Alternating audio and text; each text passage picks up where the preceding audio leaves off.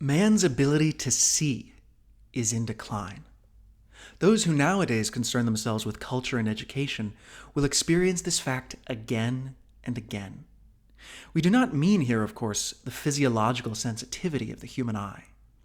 We mean the spiritual capacity to perceive the visible reality as it truly is. To be sure, no human being has ever really seen everything that lies visibly in front of his eyes. The world, including its tangible side, is unfathomable. Who would ever have perfectly perceived the countless shapes and shades of just one wave swelling and ebbing in the ocean? And yet, there are degrees of perception. Going below a certain bottom line quite obviously will endanger the integrity of man as a spiritual being. Searching for the reasons, we could point to various things: modern man's restlessness and stress, quite sufficiently denounced by now, or his total absorption and enslavement by practical goals and purposes. Yet one reason must not be overlooked either. The average person of our time loses the ability to see because there is too much to see. There does exist something like visual noise, which, just like the acoustical counterpart, makes clear perception impossible. One might presume that TV watchers, tabloid readers, and moviegoers exercise and sharpen their eyes. But the opposite is true.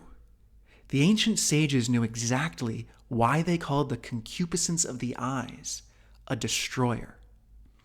The restoration of man's inner eyes can hardly be expected in this day and age, unless, first of all, one were willing and determined simply to exclude from one's realm of life all those inane and contrived but titillating illusions incessantly generated by the entertainment industry.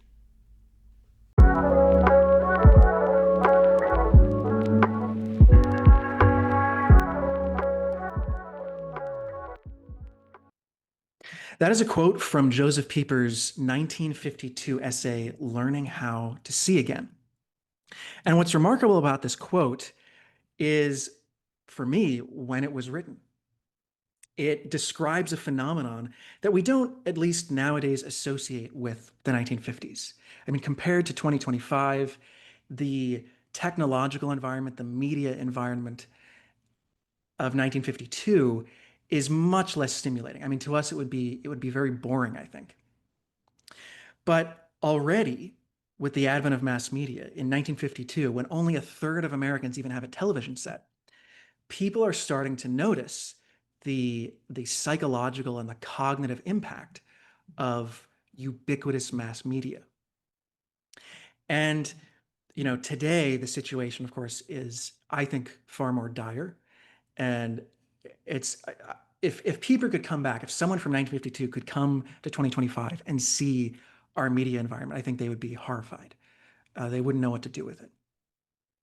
And I think that Pieper is largely correct. It has a in some cases devastating effect on our cognitive apparatus. And today, I want to talk about technology in general, the effect that technology has on our minds and our culture, and especially electronic media and mass media. And to that end, I have brought on not a guest, actually a co-host, Taf Taj, who will be co-hosting some episodes with me now and going forward in the future. And so welcome, Taf. Thank you, Connor. I think this is the start of your media empire. So All right. I'll be hosting some, and maybe other people will be jumping on for others. And yeah, maybe a little bit like Piers Morgan, or some Piers Morgan. I don't know, someone who Are you who comparing hosts me to other Piers people. Morgan, or are you saying I'm going to interview Piers Morgan? I think both Okay. are inevitable. Yeah. Okay, this guy, his last name is Pieper, Yes. and he Joseph wrote a Pieper. book all about seeing, It's so funny. like I have, nominative determinism. yeah, very interesting. Yeah, I've read him for years, and it never occurred to me to make that connection. Incredible. Yeah, I think I probably called to him for that exact reason. Yeah. Well, so today, like I said, I want to talk about mass media and technological media. And I have a certain perspective on this because of my Mhm. background. I was raised in a kind of crunchy conservative family where I did have exposure to, things like computer games and television to some extent, but for a long time it was very limited. And so I'm sort of a boomer in that way. Whereas UTAF, you're a bit younger than me. You're firmly in Gen Z. I'm just on the very tail end of the millennial generation, and so I think maybe you have a different experience. I think you grew up with probably a lot more of it than I did. I know you were on 4chan, which I don't think I've ever been to 4chan in my life. So so I'll be very Yeah, curious to get the Gen Z perspective on all of this. definitely a digital native in many Yeah. ways. And yeah, I think there's a real sense in which getting your entertainment and knowledge and information and sort of masturbating all those psychological needs inherent to the human condition with the power of the internet is deeply isolating, and it's too easy in so many ways. It doesn't force you to learn and grow in probably the ways that are necessary for a fully developed human being. My mother, she was also pretty like crunchy, kind of hippie lady, Mm, and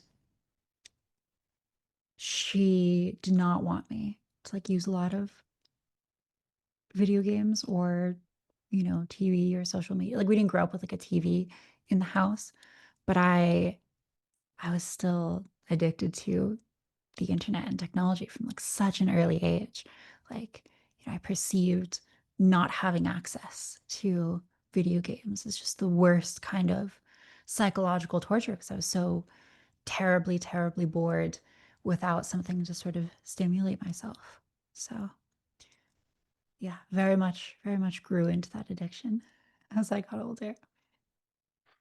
yeah, I experienced that to some extent because I was allowed to play computer games. I never played video games, but I I played. guess that's what I mean. Yeah, Yeah, computer games. yeah, I played the first Call of Duty a lot and the first like Battlefield 1942 games for a while. But we did watch television initially. I do remember one of my earliest memories is actually watching Seinfeld in like probably 1998 or something. Mm. But for a long time, for a long stretch of time, I think probably between the ages of 7 and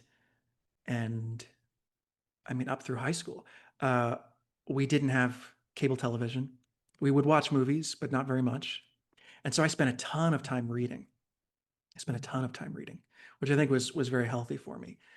But then Yeah. I think I started using the internet in earnest a lot when I was probably 15 or 16.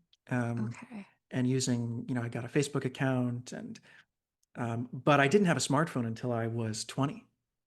In Mm. fact, and smartphones had been around for a while, but I remember at my first job, my boss was like, "Hey, are you going to get a smartphone?" Because I had like this, you know, fairly primitive phone, and I was like, "No," and he's like, "Why not?" And I was like, "Why? Why do I need one? Mhm. I can do everything I want on my laptop." But then I ended up getting a smartphone because I was in a sales job, and we would get leads that would come in through email. And all Mm. of us, everyone in You the needed sales to team would check get the it. lead. Yeah. And sometimes, uh, you know, a lead would come in at 11 p.m. and someone Hmm. would grab it before I could. So I Hmm. got the smartphone so that I could compulsively check my Hmm. email for leads and Yeah. just be on. And I remember the first time I got the smartphone and I was like, I think I was out at dinner with my girlfriend and I got a notification. I checked and I was like, oh, there's a lead. And I just grabbed it. Hmm. That was the start of my smartphone, my always on smartphone addiction. Yeah. Well, I think you're bringing up something really interesting already, which is the kind of arms race dynamic that technology incurs. We spoke a little bit about this pre-show as well. But one of the things that you were talking about that I found really interesting was the idea that social media presents us with this deluge of information constantly. And a lot of it's useless, but some of it probably is useful. At least that's my opinion. And also, it gives you the ability to affect the world in some real ways as well, uh, because social media affects us. So, the opportunity to participate in this mass interaction with thousands of people stimulates something in our little monkey brains. And if we're not doing it, then other people are.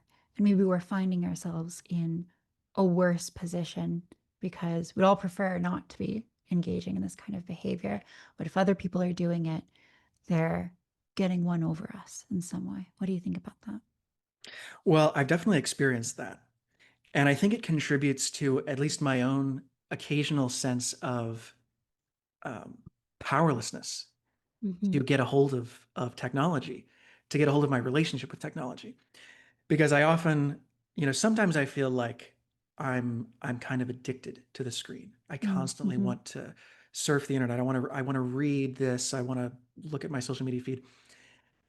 But other times I put it aside, and there have been periods where I haven't checked it for a couple of weeks. But I start to feel like I'm missing out, like Mm-hmm. I'm missing life. Mm-hmm. Um, I'm missing, all the people I follow on social media, or if I I don't think have, you are, in a way. You well, are well, missing life because life is increasingly digital. well, Maybe for better or worse. you're missing a kind of life. Yeah. Now, when I've taken time off, I do find that the richness of my IRL life increases. I Mm-hmm. find much more enjoyment in books. I find more enjoyment in going out with friends. And so the volume of interaction decreases, but the richness of the interactions that I have is definitely superior. Mm-hmm. But I have, put my phone down for a while, and then, I miss a text, or someone's inviting me to somewhere, or I miss an important call, or, I miss the latest social media drama. And so there is a draw, like a social draw. But the problem is the kind of socialization that we do on the internet is not not especially healthy. Mm-hmm. It's shallow. It's very one dimensional. Well, not one dimensional, but it's not as there aren't as many dimensions to it as Mm-hmm. in IRL interaction. Um, and it's not as satisfying. I mean, what's more Mm-hmm. satisfying, spending an evening with friends, or when you're out at a bar or even at someone's house, or sitting in bed with your screen, Mm-hmm. typing. Well, here's the thing. I think in some ways, and this is really the a deep part of how perverse our relationship with technology is that in some ways it's more satisfying to sit with your screen. It's certainly a lot easier to do. And the kind of satisfaction and benefit to going out and speaking with people, it's more long term. My sense is that it's harder and it's painful in some ways to make that effort and to meet people where they're at really truly in an environment where you don't have the ability to, log off at any moment or what have you, to jump to the next thing, to the next link. That's much harder, but it creates a kind of psychological, spiritual robustness within us. And that is maybe more satisfying in the long term. So we have these arms race dynamics. We also have this kind of this failure of time preference where it feels really satisfying in the moment, but maybe impoverishes us long term. Yeah, I think that's true. And I think there are two factors that work there. One is, yes, it's just intrinsically easier to socialize through a digital medium because Mm-hmm. it doesn't make any demands of you. If Mm-hmm. I'm out with friends, then there are a lot of demands. There's a demand for, if I'm talking to someone and the conversation maybe lags a little bit or it gets a little bit boring, Mm-hmm. I can't just close the tab and go to a new conversation. I have to Mhm. continue, I have to be polite, at least for a certain amount of time. And I've actually experienced that where uh, I find myself interacting at parties almost the way that I do on social media, where I like Mm. go from person to Yeah. person. Like I talk to this person, and then after a few minutes, I'm like, oh, this is kind of boring, and I find myself like looking around the room, like, what's the next like interesting conversation I could have with someone? And I have to consciously stop myself from doing that because I realize it's well, first of all, it can be rude, but also it's uh, if I push through maybe the lag in the conversation where it gets a little bit less stimulating, maybe I can end up having a really rewarding conversation. Maybe I realize I have something deeply in common with this person, and that a friendship forms there. So Yeah. I'm sorry, go ahead. Yeah. Or, well, at the very least, as well, it probably develops a skill within you, which is the ability to push through lag and things. Right. Because the inevitable fact of life is that it's full of lags and discomforts. And we all kind of walk around every day with this self perception, really a kind of narcissism that we should, in some way, be not subject to those lags, and that Mm. we should, have access to all the most interesting conversations all the time. And we should be able to do the most interesting work all the time. But it turns out that being an adult and being a functional human being requires that you let go of that kind of egoistic entitlement to the most entertaining and most immediately gratifying thing, and force yourself to do the kind of boring work all the time, whether that be chores or, reading a book that is long and difficult, or pushing through a kind of boring conversation in real life. It's a valuable skill, which, even if the conversation doesn't get interesting, is worth developing, I think. I completely agree. I completely agree, and I think that has the ease that our technology enables is itself detrimental, like you're saying, in all Mm-hmm. sorts of domains. I Mm-hmm. think it gives people a sense that, like you're saying, like everything should be fun and easy, and I should Mm-hmm. be interested all the time. Yeah. And that prevents, it doesn't just damage socialization, but it damages your ability to master anything, which I Mm-hmm. think is very damaging to young people because it's important in life to master something, Mm-hmm. at least one thing. Mm-hmm. And it's important for life satisfaction. But mastery requires a lot of struggle and boredom. Even if you Mm-hmm. work on something that you really love, it's not going to be fun all the time. You're going to get Mm-hmm. bored. But I think if you've grown up using the internet, you you don't realize that that's what life is like. You don't realize that mastering something is like that. And so you Mm-hmm. take your feeling of boredom, you interpret that as meaning, oh, I shouldn't be doing this. This isn't worth my time. And you lose out on the richness of life when you do that. Mm-hmm. But I think also part of our intolerance of that, I think humans inherently have a certain level of intolerance for that. We inherently look for stimulation. But I think it's much, much worse if you've grown up on the internet because uh, you've never had to acclimate to that. And so, if you take someone who's never been exposed to the internet, they are not going to interpret things as they'll be less likely to interpret something as boring than someone who's been on the internet all the time because their brains have not been acclimated to that constant stimulation. Now, they'll still be bored. There will still be periods of boredom, but they will, uh, their brains haven't been fried yet by overstimulation. So Mm-hmm. they're less likely to experience that.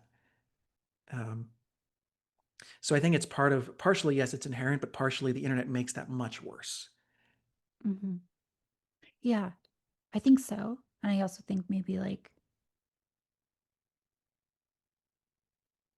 there's something valuable going on in the human brain when that's happening, which is, it would be great if everything we did was super stimulating and we're constantly getting feedback, like your brain is tuned to look for positive feedback because given two choices between behaviors, the one that actually does generate constant positive rewards is better than one that doesn't. So your brain is like tuned to switch off of survival strategies, which are maybe not going to be super fruitful, and to ones that are actually going to be beneficial.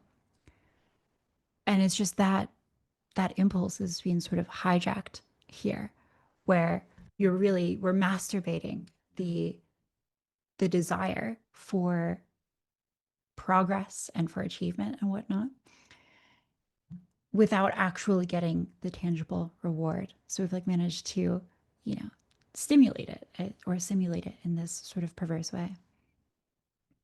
Yeah, I agree. And I think that's one of the reasons that pleasure is meant to be a signal that you're on the right track. It's supposed to Mm-hmm. signal health and vitality, but it's not. You have to interpret it in context. It's not this. It doesn't interpret itself, and that's why I think people need to be careful interpreting. People tend to interpret pleasure as, well, pleasure is good. We're all trying to maximize pleasure. It's like, well, we're not actually trying to maximize pleasure. We're trying to maximize well-being, and pleasure can be a signal of that, but it isn't always. But I want to have a bit more of a, I want to start us off with a bit more of a meta conversation about technology, because we're talking now about, our own experiences with the internet, with smartphones, etc. But, a lot of people will talk about how, well, technology is just what you make of it. We all talk about technology like we're the helpless victims of our smartphones. But really, you could use social media in a healthy way. You could use television in a healthy way. You can use all these things in a healthy way, and if you don't, well, it's your fault. And I think there's some truth to that because we are volitional beings. We can make choices. But I think that technologies have, as part of their structure, um, a they encourage certain behaviors as part of their structure, and it is very difficult to use a technology for one specific purpose if the structure of the technology is not optimal for that purpose. So, for example, um, television versus a printed book, like we were talking about before we started recording. Um, you can use a television screen to just display text, but the medium of television is not ideal for that. It's not the best use of a television screen, and it's certainly not optimized for that. Yeah, but what do you mean by best here? The optimal use of a television screen, the optimal utilization of the structure of the technology that's there, is Mm-hmm. not to put words on the screen. It's to Mm-hmm. show images, and it's to show moving images. Yeah. And so maybe my question, more refined, is what makes it optimal to show images that are moving rather than just text? We're optimizing for something, right? And it Right. doesn't seem to be well being. Earlier, we left off, you were talking about the difference between pleasure and well being. Hmm. And it makes me think that underlying this conversation at a deep level is really a question about values and what we're going for in the long run in this kind of iterative game that we're playing. And it seems like when we are looking at television, when we're deciding what to put on television, we're maybe putting something on television which is not ultimately beneficial for individuals or society or what have you. And there's a question of why is that? Why are we not putting, just text on screen if that is better, right? As maybe you're going to start to argue. Well, so I think you're absolutely correct in bringing the question of values in. But let's think of it this way. So if let's say that I value, or a group of people, we as a society value the state of mind that comes from reading a book deeply. We value that. Well, there isn't any reason for us to transfer a book to a television screen. The technology of the book is pretty much perfect as it is for, deep engagement with a text. I think it's I don't think there's a better technology for that. Not even the internet. Um, but it's certainly not for like a 1995 era television screen. It's just not optimal. You can't carry the television with you. It's kind of awkward. It'd be kind of awkward to sit there and like follow this text as it moves along the screen. It just, if that's what we're optimizing for, the television is structurally not optimized for that. But, and so in that case, if we really value that, we could choose as a culture to just not use television, to just, we're going to stick with books because that's what we value. We value the state of mind that comes out of that. But if, if I'm, if I'm, running a media empire and I want to grow an audience and I have this new technology called television and I want to gain a whole bunch of viewers and have great ratings and sell space to advertisers and make a lot of money, then A, I'm going to look at a book and say, well, the potential for television for money making is much greater. Hmm. Um, it appeals to a much wider audience of people. It's more addictive. Um, and, I can't put advertisements between the pages of a book, really. I can sort Hmm. of do that, but not really. Um, and so I'm going to put highly entertaining, moving images on the television. And it's optimal for that. That's what it's designed for. That's what the creator of the television intended. It's made with that in mind. And so uh, that's going to create a change in behavior. The question of the level of values is, do we use this technology at all? Or do we use this technology very much? Um, because if we're using the television and we want people to watch it, then we're not going to put walls of text on it. We're going to put entertainment on it.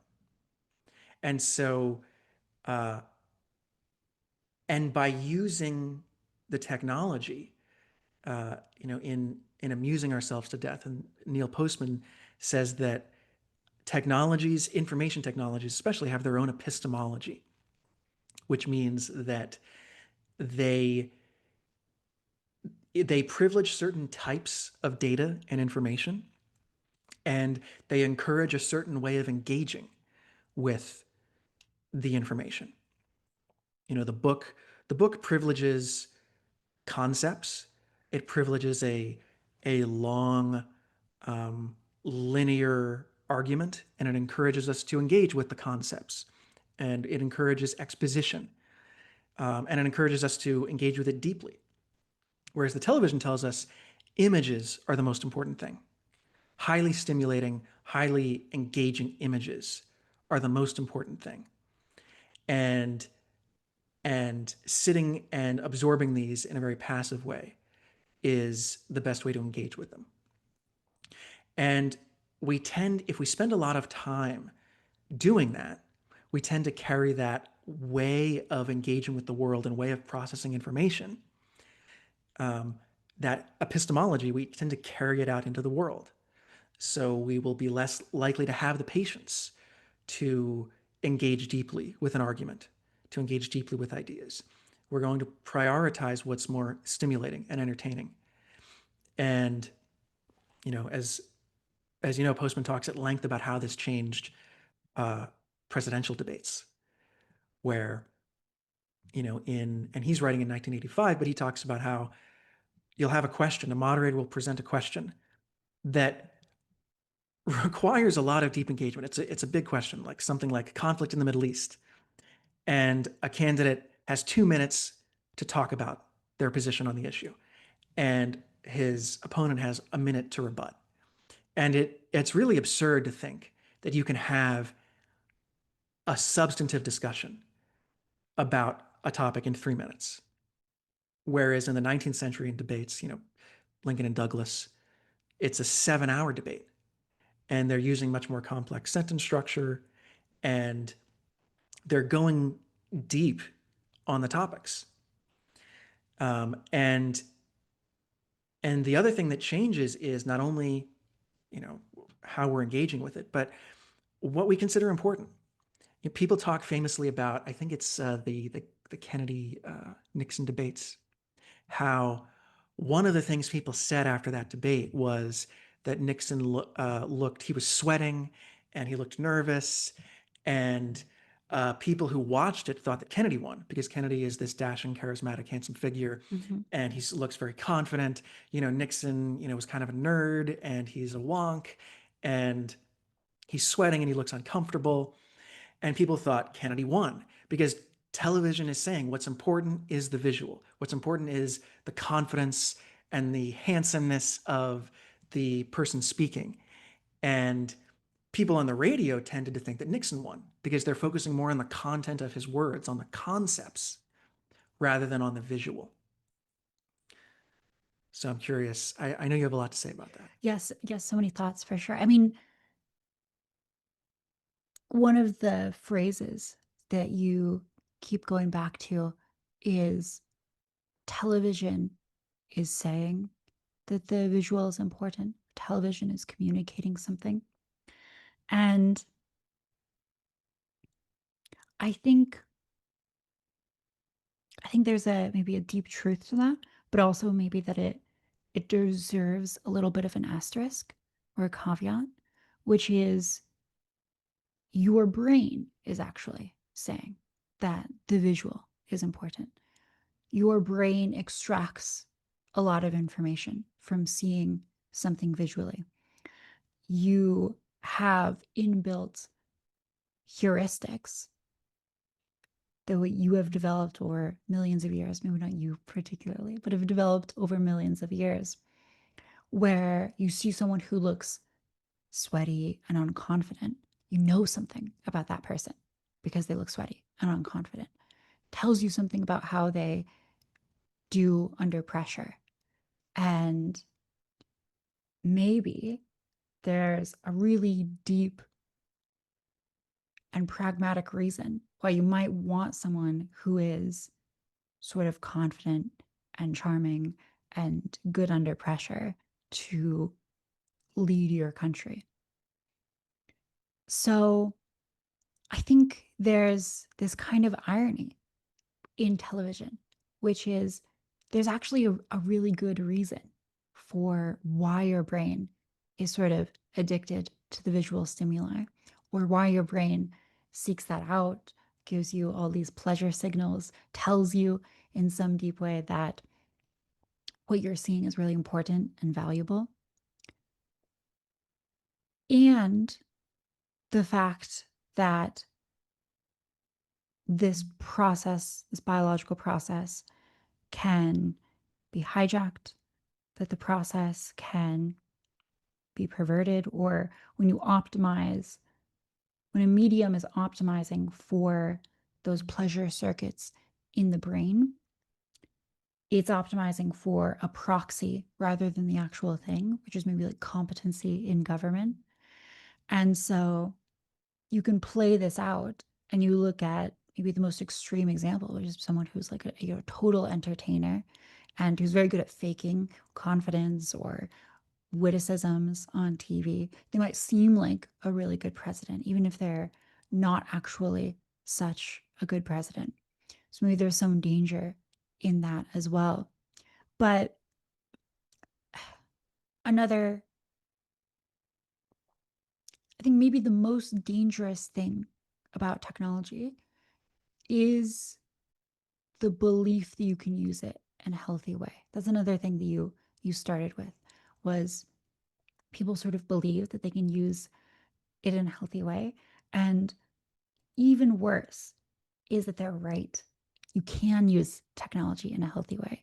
And visual stimuli really does give valuable information. what makes that so dangerous is that that can then become the bedrock for self justifying or justifying bad behaviors and habits. And so I get this hesitancy from you about talking about maybe like the benefits of technology or the good parts of it. And I think that hesitancy is well founded because as soon as we allow ourselves to indulge in that kind of conversation to justify using Twitter or television or what have you, we're opening this pathway for engaging in maybe really self-destructive behaviors. So my belief is that we probably need to acknowledge like those positive benefits in order to ultimately like overcome them. So maybe the opposite of like acknowledging your shadow. You have to acknowledge like the the light within this darkness. But what I find is that when we talk about these things, and maybe people who are listening to this also find this, which is we're kind of bashing technology, we're bashing the internet. Some ways we're bashing podcasts. Like why are you actually listening to this? Like, don't you have someone to talk to? A conversation which is less, interesting, maybe, but actually forces you to learn. I think probably yes. People probably do have that to go and engage in that would be more beneficial to them than listening to a bunch of podcasts or wasting their day playing video games or what have you. And at the same time, we can say those things. And I think a lot of people will sort of chafe against it. They'll be like, what do you mean? Like, this is useful for me. And, I do get a lot out of podcasts. And I think it demonstrates to me how our brains can reinforce habits and behaviors, which are ultimately not serving us. So I am aware of the irony in bashing technology while Mm-hmm. producing a podcast. Yeah. So just to convince you and any viewers that I'm not a But our Luddite. podcast is good. Yes, this one. You should only listen to this one. Mm-hmm. Uh, I'm not a Luddite. I do believe that technology has many benefits, and I do believe that. I mean, I've experienced them firsthand. Um, Twitter, which I have a great love-hate relationship with, and I have a Mm-hmm. love-hate relationship As with one it. does. Yes, as I think everyone does. Yeah. Anyone who uses it uh, obsessively. I have gotten, I have made new friends, many new friends through Twitter. I've been exposed to many new ideas, many new cultural influences that were beneficial to me. Um, and that's been great for me. And it was especially good for me when when I was living a sort of cloistered traditional Catholic life. Um, I got a lot of benefit from interacting with people on Twitter who were much more like-minded. And it's just great for networking and meeting like-minded people. Uh, at the same time, I do think that scrolling an algorithmically curated timeline for long periods of time is intrinsically brain damaging. I mean, I think it literally rewires your Mm. brain in a harmful way. Mm. And technology giveth and technology taketh away. Mm-hmm. And it giveth friends new ideas and it taketh away your attention span. And so I do think the question of is there a healthy way to use technology is really important. And I think in theory there is. Mm. Um, there is a healthy way to use it, but what exactly that looks like is not fully clear to me. Because on the one hand, there's a wealth of information and people that I can encounter on the internet that will be positive in my life. But I have to be careful about using it because it's so addictive. And the way that it teaches you to engage with the world and with information, if that becomes habitual, if that becomes your primary way of engaging with the world, that's very, very bad. And so the question is, how can I dip my toe in Twitter? Maybe 20, 30 minutes a day would be healthy, where it's enough that I'm exposed to new ideas, but it's not so much that I can't read a book anymore. Hmm. Um, but the problem is the very structure of the medium encourages you to get addicted to it, encourages Mm. you to make that a habitual way. Because you were saying earlier, you know, uh, having all of this information, there's a benefit to that. And, being able to scan through all of this information, it makes it more likely that I'll find something relevant and something good and something useful. There are obvious benefits to information abundance, but the the way that the internet is structured is such that it encourages this shallow engagement. And it's not clear to me how you can have that shallow engagement, which you need to go through all of this information quickly, but not get trapped by it. Hmm. And I think there may be a way, especially for certain people. But then the question becomes more of a social one, which is, okay, maybe there are some people with a strong enough executive function that they can dip their toes in it for an hour and then come back and engage more deeply with the world. Yeah. But can the majority of people do that? No. Well, I think here's the thing. And this is something that I was trying to get at earlier when I asked you, like, what is TV optimizing for? Like, ultimately, people who are producing TVs and creating television shows, they're optimizing for profit at the end of the day. And, that makes me sound like a communist or whatever. But Going back to your roots.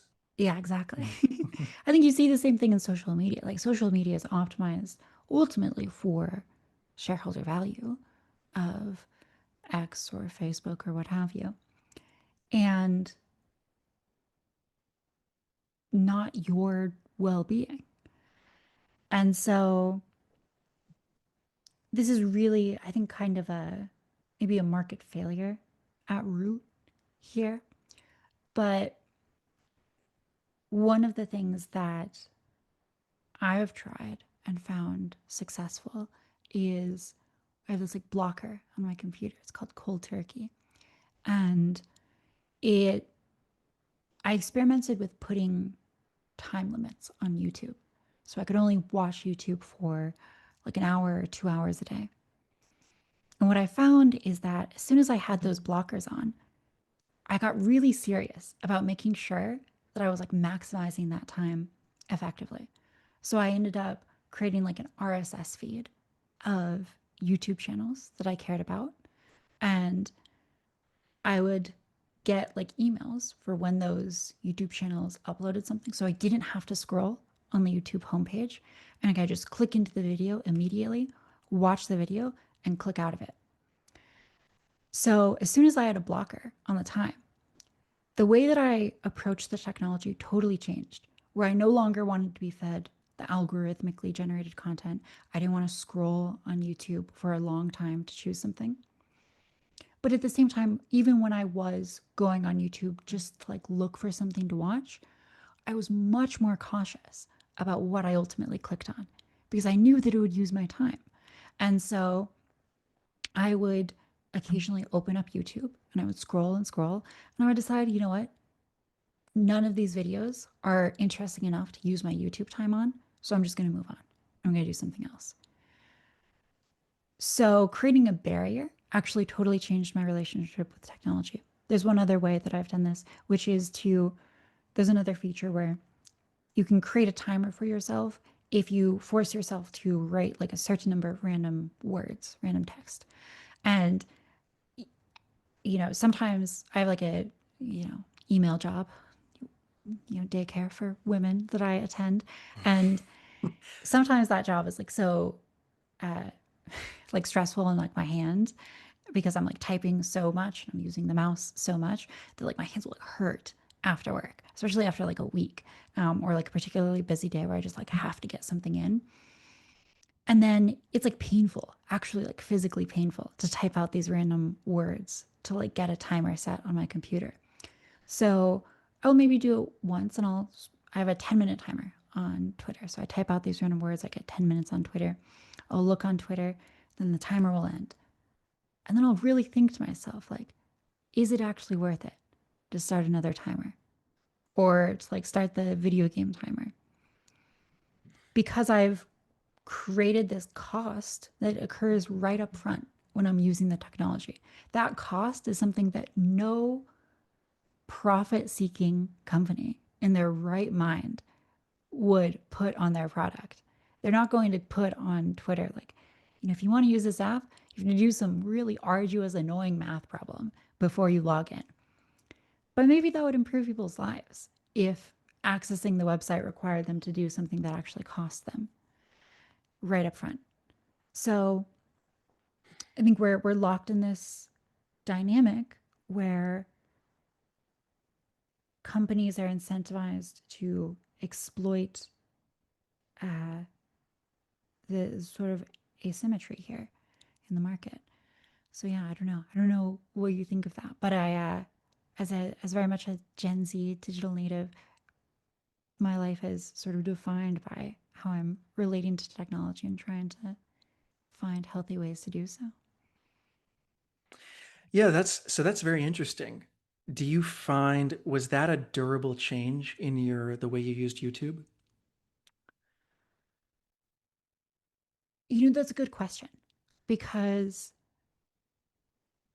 I think that as soon as the blocker is off, like if I disable it, the feeling within me is that I'm going to take advantage of that and just like fucking, destroy my brain on YouTube. I'm just going to veg out on it. And that's something that concerns me a little bit is that I've maybe offloaded the task of executive function to this program and forced it to make the decision for me of like, no, I'm not going to do this anymore. And maybe that kind of like solution is necessary given the technological environment. But it's also a shame because I don't think I'm developing the internal, locus of control here to stop myself from engaging in YouTube. So that's a really interesting topic because you mentioned how you're offloading your executive function to the timer. And you could say, well, okay, I should just develop the executive function to be able to use Mm-hmm. YouTube responsibly. Yeah. But one of the issues that you run into when you try to exert willpower to control the way that you use technology is Mm-hmm. it's cognitively Demanding. exhausting Yeah. to constantly filter out, to look at a sea of data and filter out things that are distracting. Like if I look at Mm-hmm. my YouTube recommendations page, I log into YouTube, I see all these different videos. And usually I've come to YouTube because there's a specific type of video I want to watch or a specific channel I want to look at. But I'll see, maybe the candy of YouTube. I'll see. Mm-hmm. For me, I have, it might be like animated videos of World War II battles, which is something that I can just sit and watch and just sort of veg out on. You're such a man. And and I was looking just the other day at YouTube, and I wanted to look up something actually related to this podcast. I wanted to watch something on technology, and I saw one of these videos, and it looked really interesting, and it had like 5 million views, and so my brain is going, oh, that's a good one. Like That's I should just awesome. dive right into that, and I have to expend the cognitive energy to say no. I didn't come Mm-hmm. here for that. I came here to do this. And when you multiply that by 30 times, 40 times, however many videos you see, especially when you're watching a video and you see all the recommendations on the side. A lot of times I use YouTube in full screen now because that way I don't have to look at the recommendations because they distract me.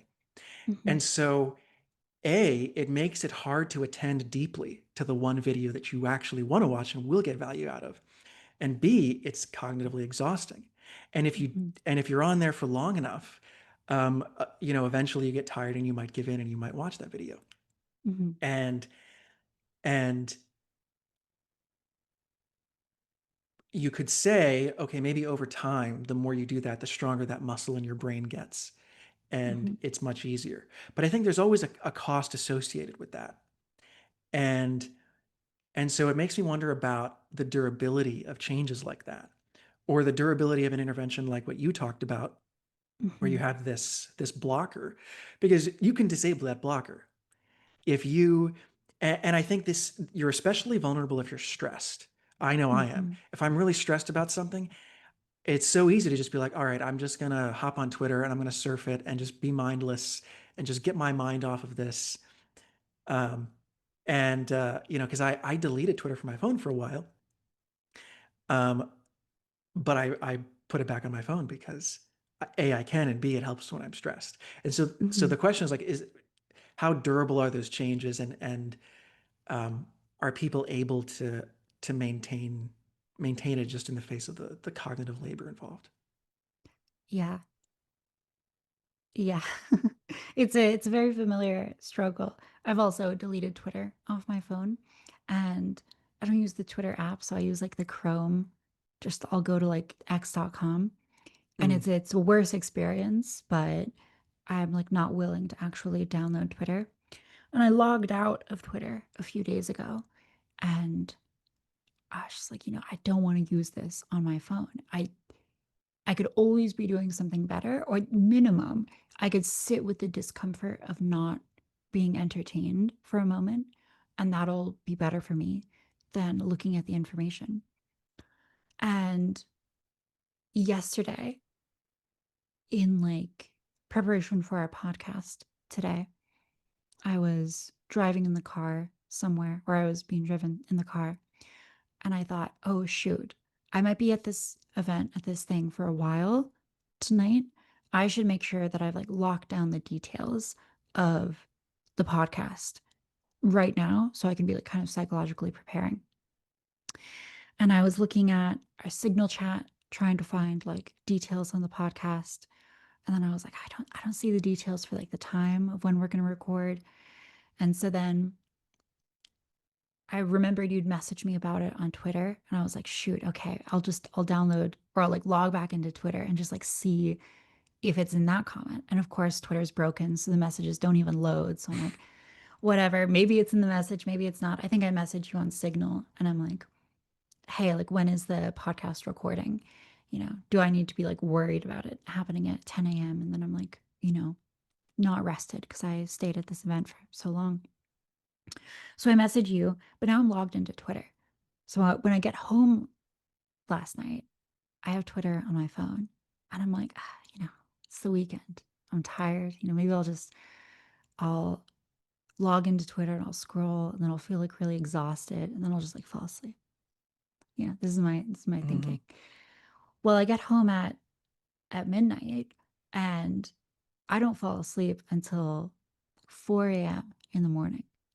And it's not because I'm browsing Twitter like the whole time. I maybe browse Twitter for like 30 minutes in that time period, but it's 30 minutes after I've been like sitting and resting and trying to fall asleep. And I'm like, okay, whatever. I'm like cognitively like screwed in that moment because like the sleepy brain is like terrible at making decisions. Should never allow it to make decisions. But I'm like, I'll allow it to make the decision. And that decision is like browsing Twitter. And then I'm looking at Twitter and I'm like seeing these like econ takes. And I'm like, these are so wrong. I can epically own people right now on this. And that's seductive because the human brain is primed for winning epically in social interactions. And even when I've like fired off the tweets, I'm like still thinking about it. And now my brain is like crunching like econ math as I'm like, I should be falling asleep. Instead, I'm like thinking about market dynamics. And it's like deeply interesting to me. So, yeah, the question of like, is the behavior robust in terms of deleting Twitter or having a blocker? The simplest answer is not enough, right? There's still so many perils. But yeah, it's a thorny situation to find ourselves in because it seems like whatever path we turn towards, there are bad solutions. And the environment is just difficult to navigate at this particular moment in time for humanity. Yeah. Yeah, I think it remains to be seen. My shallow understanding of the literature on this is that it's very, very difficult to use these things responsibly. Mm-hmm. I think the current understanding is you have a certain reserve of willpower, and once you've used it up, you fall back into your automatic subconscious habits. Which isn't to say that you can't develop new subconscious habits, but it's very, very difficult. And most of the people I talk to feel to some degree addicted to technology. They're not happy with how they use technology, and they struggle. They struggle to limit their use. They struggle to use it intelligently, and and I can only imagine what it's like for people who are on the lower end of time preference and cognitive ability and Mm-hmm. executive function. Okay, well, here's another thing. Just to quickly interject on this. Last time we spoke, we talked about the biological phenomena of politics and how a lot of behavior is downstream from our genetics. We have a fertility crisis right now, and maybe that fertility crisis is optimizing for people who have a low time preference, who are very focused on the immediate and who sort of act impulsively and just like, oh, they're just having a kid. If we exist in the kind of environment where most people are dissuaded from having children, the only people who are having children are the people who are least able to engage in that executive function, even if they're like otherwise smart people. Maybe we are biologically engineering ourselves also to be especially susceptible to this. So that's another piece that I'm thinking about as you're talking about just how difficult it is to interact with technology, depending on your biology. Well, I that sounds plausible, and just looking at thinking about some of the fertility statistics that I've seen, it looks like the very poor and the very rich are the ones really having the most children. Even they are not at replacement in the Western world, but they're having the most children. So it certainly seems plausible that that's happening. Um, but that brings up another question for me, which is, so yes, biology obviously influences and drives behavior. Um, but I was just watching some outtakes from Peter Thiel's interview Mm, with Ross Douthat, and he talks about transhumanism. And I've had other conversations recently with people about how, supposedly we can co-evolve with technology. mhm, Now, I think we've always co-evolved with technology because technology influences our culture and it influences our behavior. So I think it's always had an impact. But the idea is we can take control of this process. And I think about GLP agonists. I think about things like mhm. Ozempic Yeah, and how people who take those describe not only that A, they're able to lose weight, yeah. but B, it seems to affect addictive behaviors across the board. People who are Mhm, drinking a lot seem to be able to stop drinking. People who are mhm, smoking seem to have much less difficulty stopping smoking. And so it's I don't know enough about the science to know exactly why that happens, but it seems like, it's it's they just need less willpower. They're able to just mhm. do those things naturally. Right. Well, So yeah.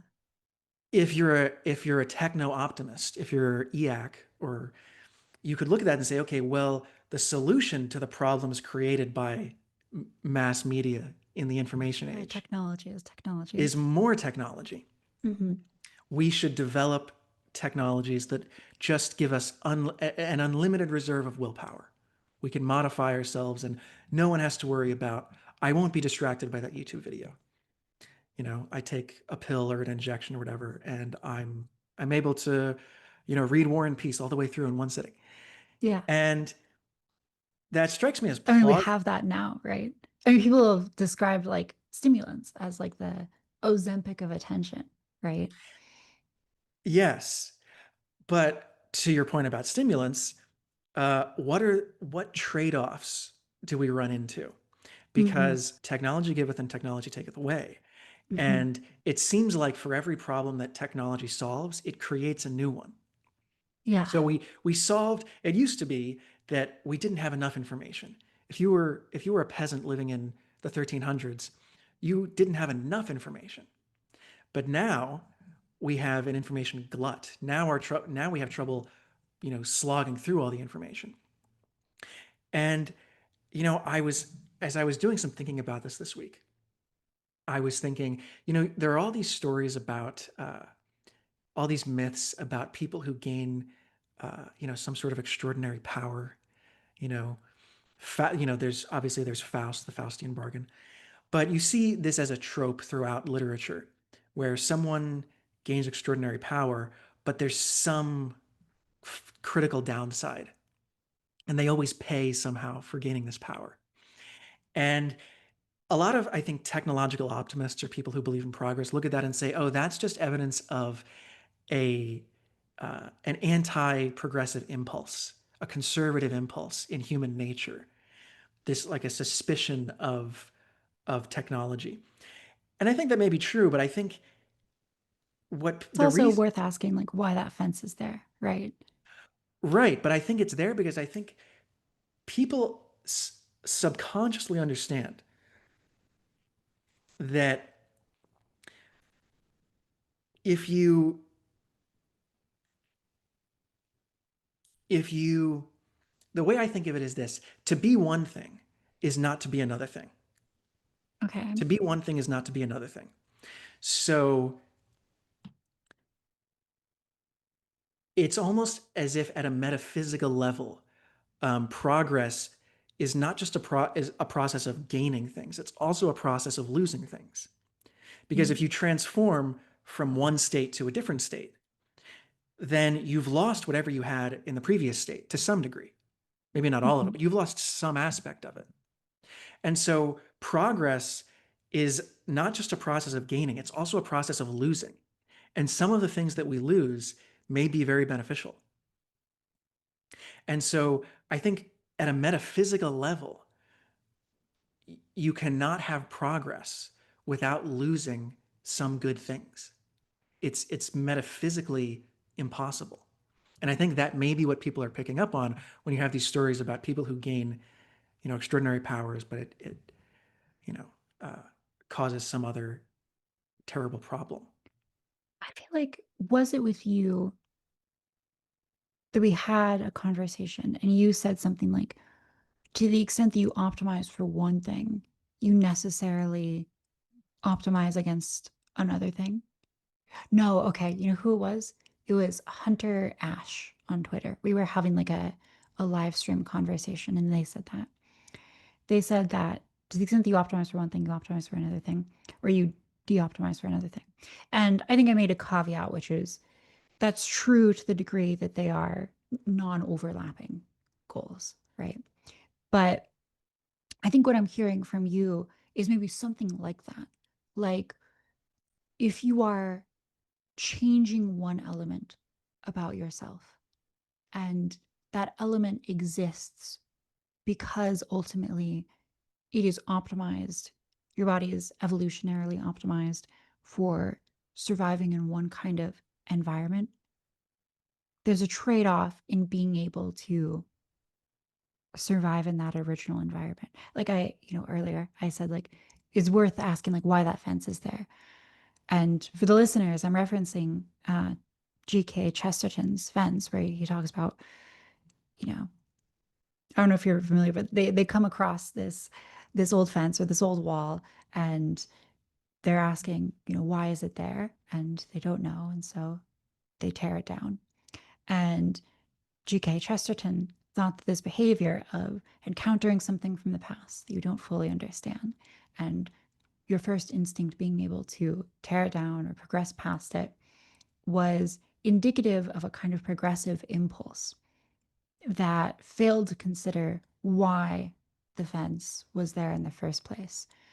And so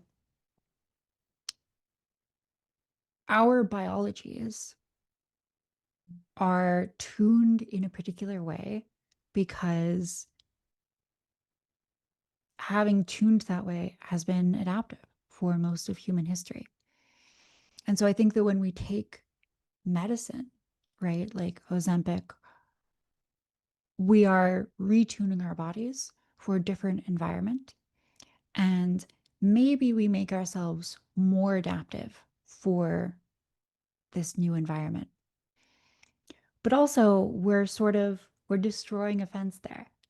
And our bodies are primed to make us want to seek out calories and information and to be sort of lazy and highly guarded with our time, in the sense that like we're constantly jumping from thing to thing because we don't want to be wasting time on something.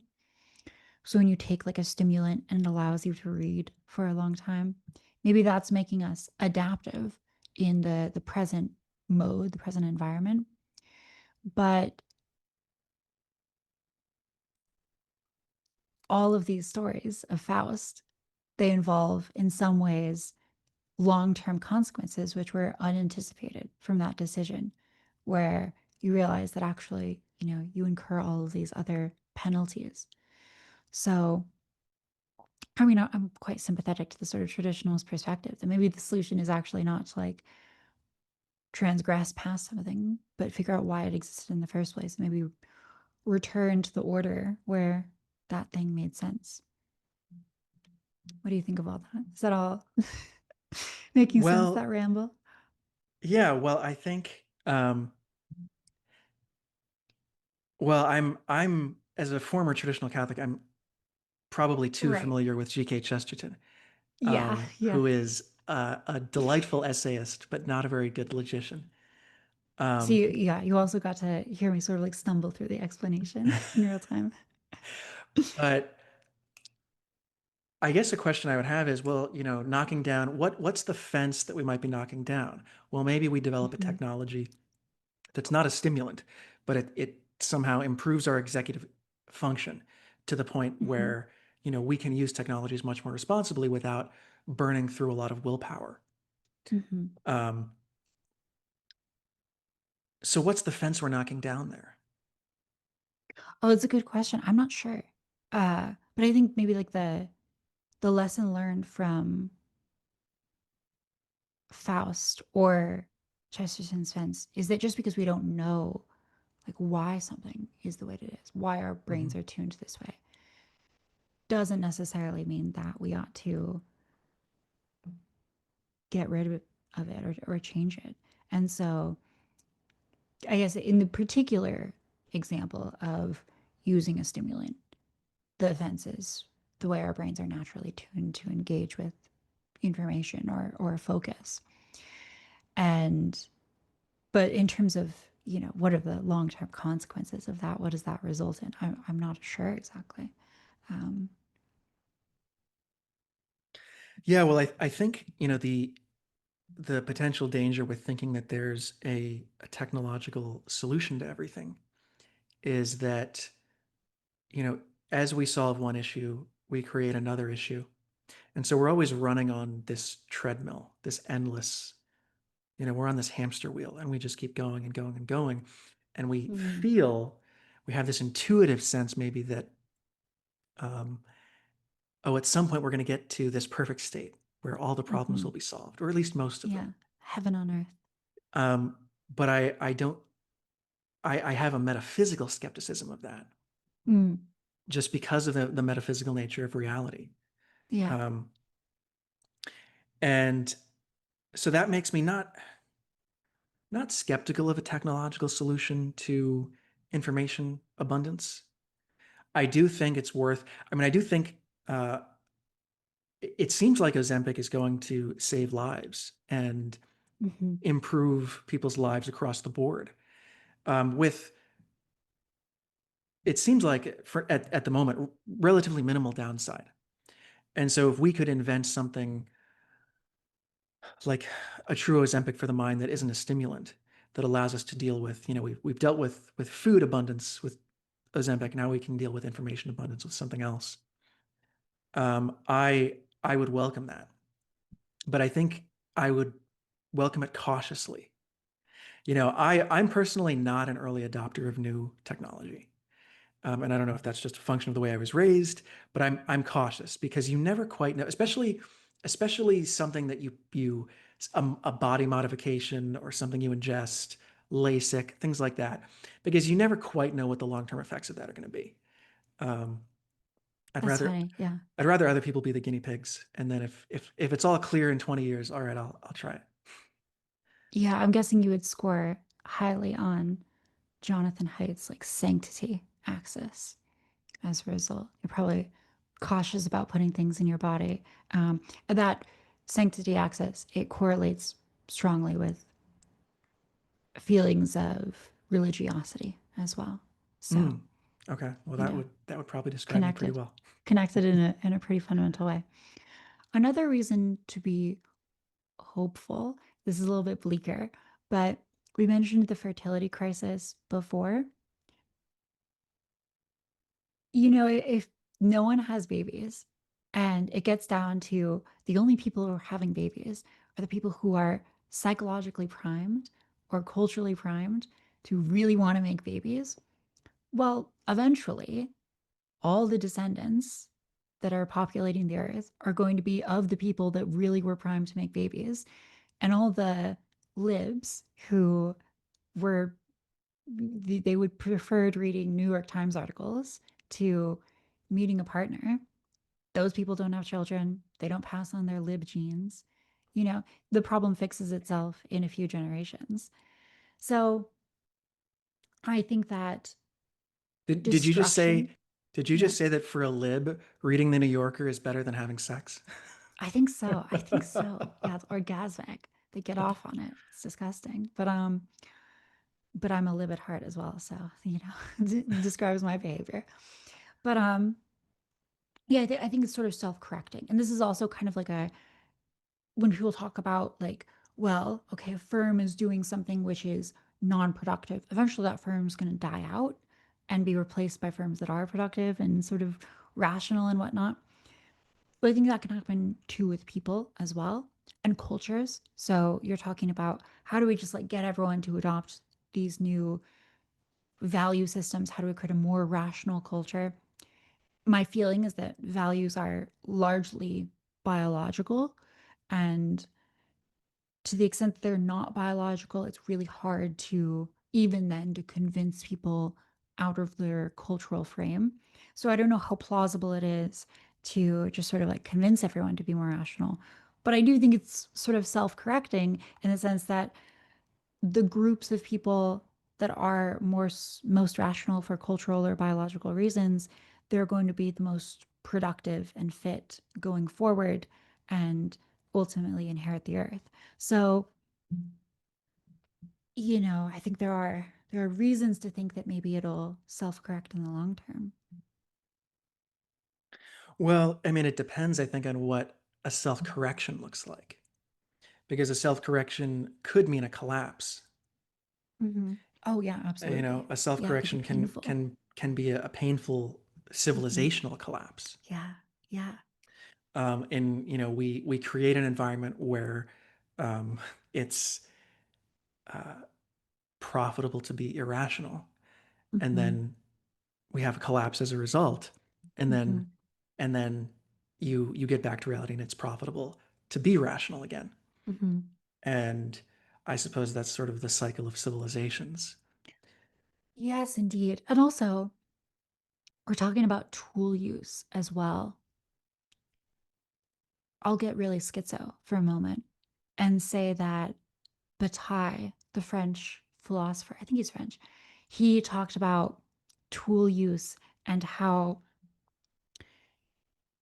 the development of tools in the evolution of human psychology marked a turning point where we began to conceptualize the world in terms of self and object.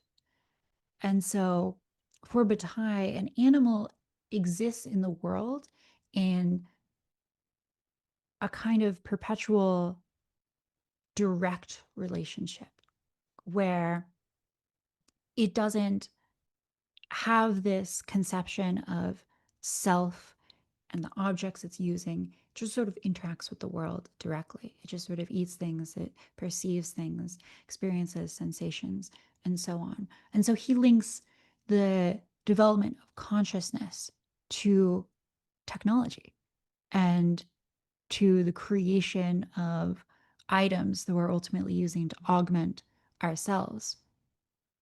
And I think it's interesting because it gets to the fundamental way in which technology shapes human consciousness. And so much of the ills of technology, I think, seem to be rooted in the way that they divorce us from reality or rationality. They allow us to exist in this sort of like false consciousness, this self perception of the world, a sort of running Mm. narrative. And so I think about how that narrative, it can be adaptive to live in that world when humans control everything, and like surviving means primarily interfacing with other humans and their narratives. But at some point, reality reasserts itself. Reality fundamentally cannot be overcome by the psychic fictions that we engage in. And ultimately, the people who survive are the ones that have behavior which is correlating with the real requirements of the objective world. And so you're talking about cycles of civilization. I see a balance between engaging with reality directly and as it is, and engaging with reality through a kind of narrative lens, through a kind of conscious self reflection. And that to me, in some ways, seems directly connected to our use of tools as well. So again, getting, I don't know, schizo with it. But those I are don't think ideas that are bouncing around in my head as I'm I don't thinking. think that's schizo at all. I think that technology does divorce us from reality. Mm-hmm. Um, because we create technologies in order to augment our reality, in order to augment Mm-hmm. in order to protect us from certain aspects of reality, in order to overcome deficiencies. You know, I mean, that I think is one of the ironies of the success of capitalism, and the success of the Industrial Revolution, in that, Yeah. you know, if you live in a world that is pre-capitalist, or at least pre-industrial, you are really exposed to what reality is actually like. You know, you have to work to survive. You know, you can be killed and eaten by animals. You know, you there are diseases that will kill you. Um, and the more prosperous you become, the less you deal with, the less you understand that reality. Less you Um, need to, yeah. right, the less you need to. I mean, I think that's why, you know, socialism and communism, like they haven't died out, despite the fact that Mm-hmm. they're just empirically horrible. They Yeah. haven't died out, and people often, you know, when they make complaints about capitalism, they're making complaints about just the metaphysical nature of reality. Mm-hmm. And the irony is that it's the success of capitalism, of techno capitalism, that Mm-hmm. Enables this. enables them to be divorced from that, because it's so Mm-hmm. successful that they don't realize that, you know, abundance doesn't, like things don't just grow on trees and we pluck them off. Like like the state of nature is quite brutal. Yeah. So I think you're absolutely right that technology divorces us from those realities. Um,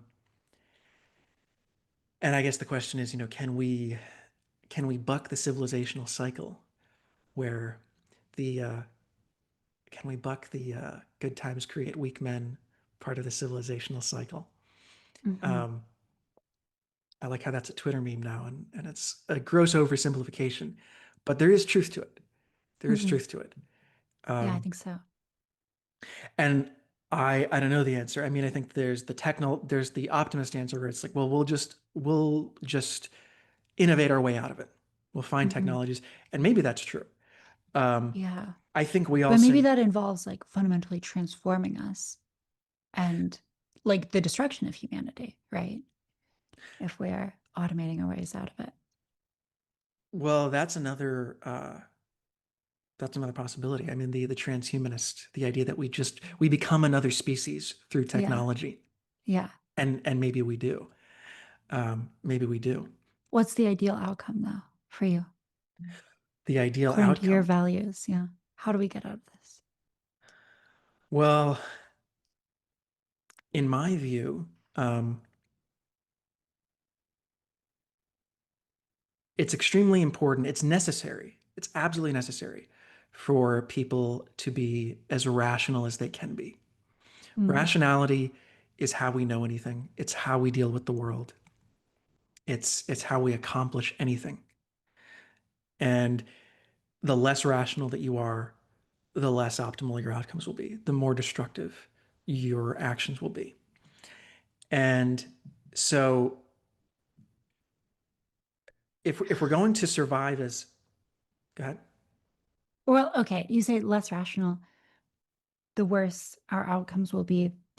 I think maybe that's true on an individual level, but also I think there's when people are interacting as a group, maybe it's true that if everyone's being irrational in a particular way, it's possible for that irrationality to improve the survival of the group as a whole, even if it's worse for like individual members, right? Maybe you will personally like acquire less resources, but maybe it's better for the collective.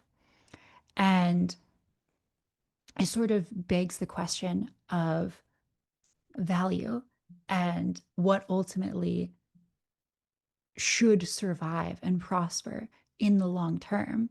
And selfishly, like I want it to be myself right now in this moment. But I also recognize that what is maybe best for me, uh, that evolutionary strategy, which prioritizes me as an individual, is not the kind of evolutionary strategy from which great civilizations are made of, where people can sort of just like totally irrationally lay down their lives for the glory of Rome or what have you. That maybe is better for this broader meta level organism. So give me an example of that. Yeah.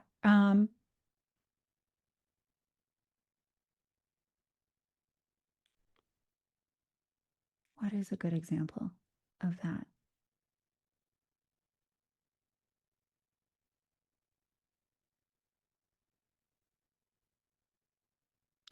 Yeah, I think the simplest one is probably conflict, warfare. Like if you are going to sacrifice your life to defend something, you're prioritizing something outside of yourself, sort of necessarily. And it could be genes, right? Maybe that's the thing that's surviving. And in kind of a realist way, that is probably why humans engage in this self sacrificing behavior because they share genes with the people they're sacrificing for. Doesn't have to be direct familial relationships, but you know, in their extended tribe, they're protecting those genes. But it also could be an idea. Um, it could be something like the Constitution, sort of this idea of like liberal democracy that you are willing to die for because you feel like you want that to survive into the future. And you're prioritizing the survival of liberal democracy over yourself as an individual. And from a perspective which is wholly based on one's individual survival and prospering, that self sacrifice doesn't make sense. That's why I'm kind of dragging it back to this conversation of values because I'm asking, like, what is the thing they're optimizing for the survival of long term? And if it's something outside of yourself, it is irrational in the way that economists use that word. You aren't being self interested in that way. You're prioritizing some other value, right? And yeah, go ahead. Well, so the way that I would look at that is it does, you're correct in bringing it back to value because if you are, I don't think it's unselfish to prioritize in a particular context, to prioritize the survival of something outside of yourself at the expense of your own life. I don't think that that's necessarily unselfish or irrational because, in my view, your your morality is not just about survival. It's not about literally just not dying. Is for most people, yeah. Yeah, it's not about just not dying. It's about living a certain kind of life. It's about optimizing for your total well-being and self-actualization. And so, personally, I would be willing to put my life on the line for liberal democracy. I mean, I would be willing to put my life on the line for the preservation of constitutional government in the United States. Um, I don't have children, but if I had children, I'm sure I'd be willing to put my life on the line because a life where I let one of them die is intolerable to me. It's not worth living that life. So it is selfish of me to put myself in a situation where I may not survive. Hmm. And it is rational. And I think if you have an objective definition of what human well-being is, um, then you can rationally optimize for that.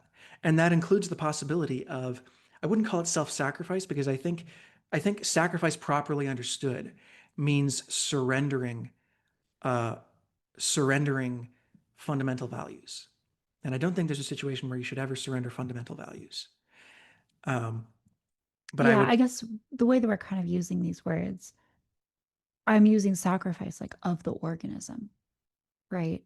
I Mhm, think you can define selfishness as, you know, whenever you're acting in accordance with your values, even if that involves sacrificing your organism, you're still being, selfish in that way. mhm. I think that makes sense. I think it's sort of, it is a totally, it's a perfectly uh, self coherent way of thinking about things. The reason I describe this as irrational or not self interested is because I'm thinking about it on the level of the organism. So that's how I'm using the word, where you're not Hmm. optimizing for your organism's survival and you're optimizing for something else. But yeah, I think it's, I mean, maybe it sort of like begs the question of like, what is more core to who you are? Is it like your body, or is it like the optimization of sort of abstract values? Well, I mean, I don't think that any value. I I think abstractions, proper abstractions, are always tied to concrete reality. They're always tied to concretes. So I mean, if you're optimizing for a rational value, an abstract value like friendship or achievement or productiveness, you are optimizing for concrete things always. Unless you're optimizing for some sort of floating abstraction that doesn't actually tie into reality. Um, but I think, I guess it depends on what kind of life. I mean, what kind of life you think is worth living? What kind of values are worth preserving? Whether you think it's all about the survival of the organism at all, or the survival of the tribe as a whole, or the individual, which is, I think, a much deeper ethical conversation. So I feel like we've covered a lot of ground here. We've talked a little bit about solutions and possibilities. Unfortunately, we have not solved the crisis, which is disappointing because I thought we would. I thought this would be it, and we would call it a day. We've We saved were so civilization. close. uh, but we're coming up on almost 2 hours, so I do want to start wrapping up. And I think this is a question that I think will actually be answered over the coming decades. But do you have any last thoughts on it? I would just say that getting through the difficult problem of figuring out how to relate to technology, preserve the good parts of it while ameliorating the bad, I think it requires us to do something really hard, which is figure out what the fundamental incentives are pushing us to do things and address the problem at that level, at the level of incentives. And part of that, I think, is understanding the good of technology and being able to integrate it without using it as an excuse for the most destructive elements of,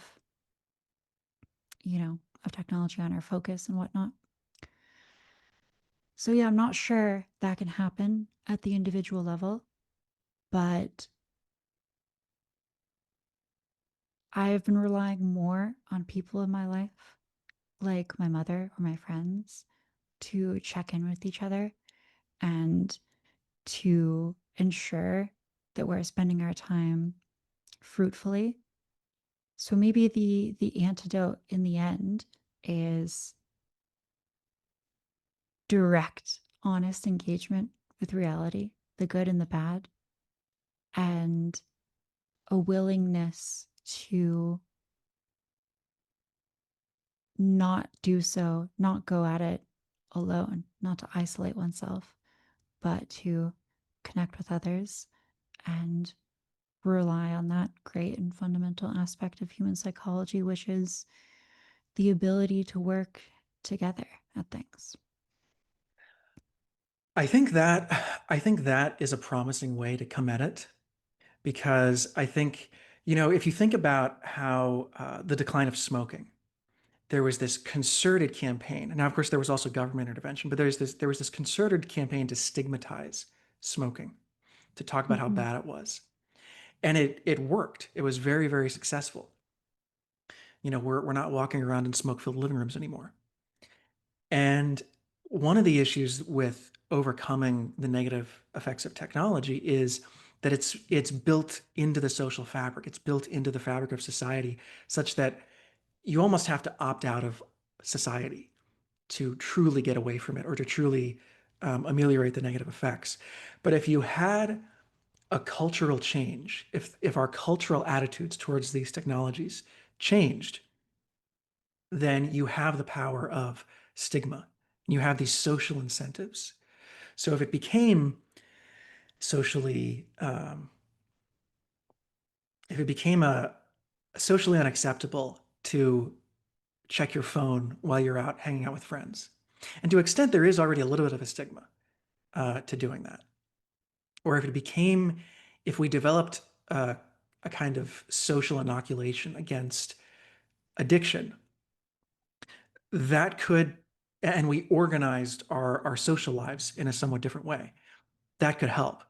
I don't know how you would run a successful campaign. Like, the campaign against cigarettes, involved lots of organizations and massive government support. I don't know how you would accomplish such a social engineering feat with our use of, let's say, the internet or social media nowadays. So it remains to be seen whether that could be successful. But I think that is a promising avenue. That is a promising route um, to go down. And I suppose you could use that potentially in conjunction with the technological aid, of Ozempic for the mind or something like that. So it's interesting. It's interesting, those solutions.